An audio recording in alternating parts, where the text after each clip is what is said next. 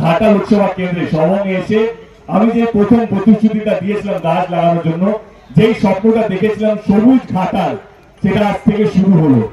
মনোনয়নপত্র জমা দিতে গিয়ে দেব ঘোষণা করেছিলেন যত ভোট পাবেন ততগুলো গাছ লাগাবেন ঘাটাল লোকসভার 7টি বিধানসভা এলাকায়। ভোটের ফল প্রকাশের আগেই নার্সারিতে চারা গাছ কেনার বরাদ দেওয়ার কাজ শুরু করে দিয়েছিলেন ঘাটালের তৃণমূল নেতারা। ফল প্রকাশের পর দেখা যায় ঘাটালের জয়ী তৃণমূল প্রার্থী প্রাপ্ত মোট ভোটের পরিমাণ 8,41,195টি। বিজেপি প্রার্থীর সঙ্গে তার ভোটের ব্যবধান 1,82,868। যেটা আমি প্রতিশ্রুতি দিয়েছিলাম আর কি মনোনয়ন জমা দেওয়ার সময়কে, আমি যতগুলো ভোট পাবো ততগুলো গাছ লাগাবো। আমরা ডিসাইড করলাম কি আমি যতগুলো ভোট নয়, আমরা যতগুলো ভোট পেয়েছি ঘাটাল লোকসভা কেন্দ্রে, মানে আমরা বলতে গেলে ঘাটাল লোকসভা কেন্দ্রে যতগুলো ভোট পড়েছে, সেই হিরণবাবুর জন্য হোক বা সিপিএমের জন্য হোক, কংগ্রেসের জন্য হোক বা অন্যান্য দলের জন্য হোক, শুধু নোটার সংখ্যাটা বাদ দিয়ে যতগুলো সংখ্যা ভোট পড়েছে ততগুলো গাছ আমরা সামনের 5 বছর লাগাবার চেষ্টা করব।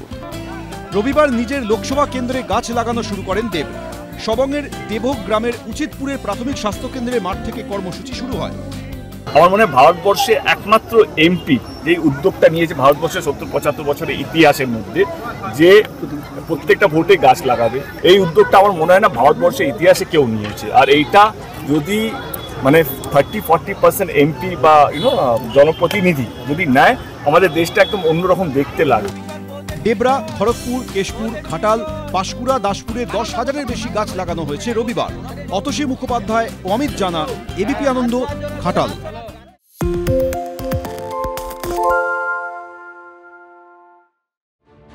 24-এর লোকসভা নির্বাচনে 19-এর জেতা একাধিক কেন্দ্রে এবার বিজেপিকে ক্লিন বোল্ড করেছে তৃণমূল। 18 থেকে 12ই নেমে গেছে পদ্ম শিবির। কিন্তু এসবের মধ্যেই তাৎপর্যপূর্ণ বিষয় হলো লোকসভার ফল ঘেঁটে দেখা যাচ্ছে কলকাতা পুরসভায় কিন্তু বড়সড় থাবা বসিয়েছে বিজেপি। 144 ওয়ার্ড বিশিষ্ট কলকাতা পুরসভায় বছর দুয়েক আগে পুরভোটে যেখানে মাত্র 3টি ওয়ার্ডে জিতেছিল বিজেপি, সেখানে এবার লোকসভা ভোটের ফলের নিরিখে 45টি ওয়ার্ডে এগিয়ে রয়েছে তারা। উল্টো দিকে 2022-এ কলকাতা পুরসভায় 134টি ওয়ার্ডে জিতেছিল তৃণমূল। এবার তাদের লিডের সংখ্যা কমে হয়েছে 98। আরও ইঙ্গিতপূর্ণ বিষয় হলো কলকাতার 2টি আসন, কলকাতা উত্তর ও কলকাতা দক্ষিণ লোকসভা কেন্দ্রেই তৃণমূল জয়ী হলেও বহু হেভিওয়েট তৃণমূল বিধায়ক ও কাউন্সিলরদের ওয়ার্ডেই পিছিয়ে পড়েছে রাজ্যের শাসক দল।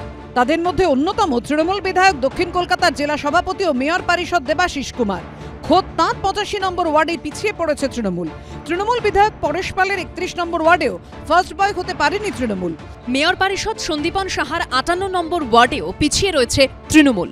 70 নম্বর ওয়ার্ডে তৃণমূল কাউন্সিলর ও মেয়র পরিষদ অসীম কুমার বসুর ওয়ার্ডে এগিয়ে রয়েছে বিজেপি। একই ছবি 72 নম্বরে তৃণমূল কাউন্সিলর ও মেয়র পরিষদ সন্দীপ রঞ্জন বক্সির ওয়ার্ডেও।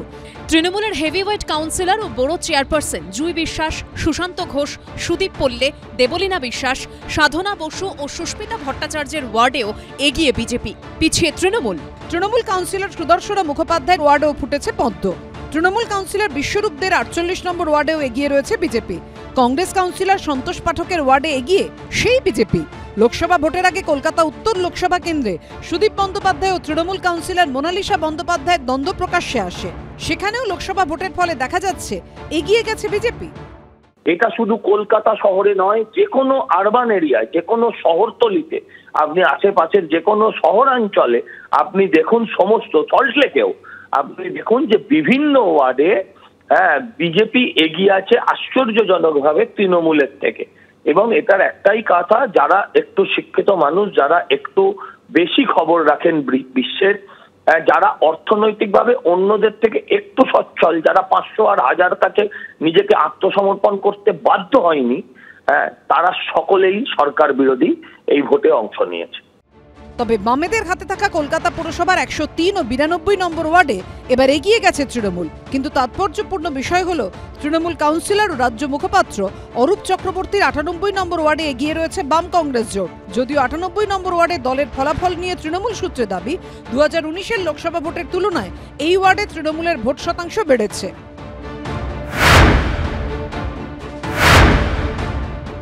প্রত্যেকটা ভোটের আলাদা আলাদা প্রেক্ষিত থাকে।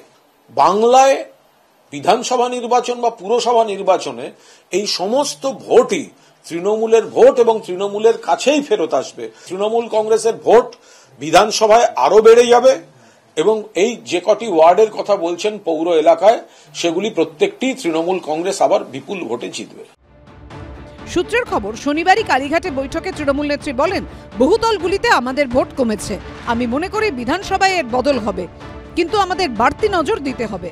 অর্ণব মুখোপাধ্যায় ও শিবাশিস মৌলিকের রিপোর্ট, এবিপি আনন্দ, কলকাতা।